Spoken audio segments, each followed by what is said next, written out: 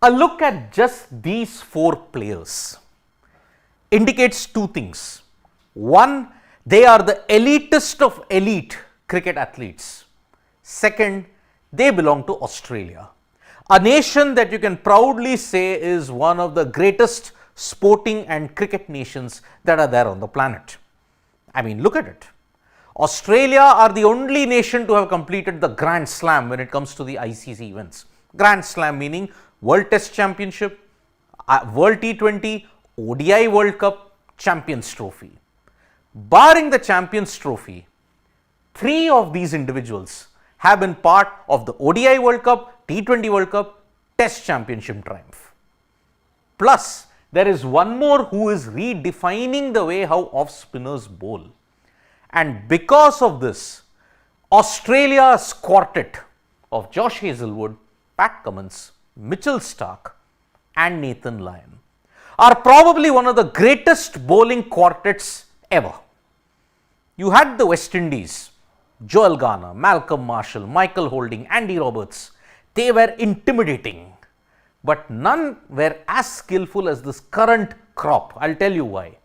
Hazlewood with his accuracy, that nagging McGrath line length outside off.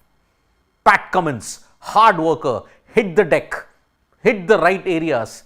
Mitchell Starc, left arm pace and swing. Nathan Lyon, off spinner par excellence. The variety of the skills that they had make them all condition bowlers. And because of this, this awesome quartet has redefined Australian cricket in a big way. But you know what goes behind making this awesome quartet and the Australian cricket team one of the greatest in the business? Technology and data. If there is one nation who is redefining, if there are two nations that are redefining the way, if I may just add a third one, India, England and Australia seem to be taking the lead when it comes to technology and cricket. But with India, we don't know the workload management semantics yet. England, they do have their workload management, but then there is some kind of issue which does not make them world beaters on a consistent basis. What is different with Australia? We got a glimpse of this during the Australia versus West Indies test match in Adelaide. It was day 2. There, the behind the scenes of how the Australian victory machine is built was shared. And it was a very, very interesting insight indeed, because before I come to this, look at the achievements of these four individuals. They are an elite quartet for a reason, because these four have got over 250 wickets. Perhaps only one of the few who have done it. And Hazlewood, Cummins and Starc, all three of them are all format players. Consider this, who helped them win the ODI World Cup in 2015 and also played a big role in 2023? It was Hazlewood, Starc, Cummins. T20 World Cup, it was Hazlewood and Cummins. If you look at the Test Championship, all these three individuals, four players, but Starc, Hazlewood and Cummins are your ultimate athletes. Look at the wickets that they have taken. Hazlewood with 258, 67 tests. Mitchell Starc 348 in 86 tests. Pat Cummins 262 in 59 with an amazing strike rate. Nathan Lyon 512 in 126 tests. This quartet has played together on such a consistent basis. No wonder they are one of the best in the business. But now I will give you an insight as to how these bowlers are managed. How does Australia practice workload management? Recently, Channel 7, the original host broadcasters of the Australia versus West Indies series, on their Twitter handle, they shared an interesting segment where former Australia pacer Trent Copeland had a session with Ross Herridge, who is the Australia performance manager, if you look at it. Not exactly the performance manager, physical performance coach. That's Ross Herridge for you. A lot of these parameters are distance, intensity, workload, analytics, velocity, speed. It is all calculated, and it is the job of the physical performance coach to ensure that all this data is collected and given the right kind of message and intensity to the players. So, physical performance coach, you may not be able to see it very properly, but he didn't show that gadget that often. There is a small USB like kind of a gadget that is given to each and every player during training and during actual playing. They put it in between their shoulder blades, right about here, somewhere around here they will put it, and it will measure every single parameter when it comes to workload management. So, after getting the data from that particular device that Ross Herridge just gives, after that the Australian players and the performance coach will coordinate with the physio and a massage therapist.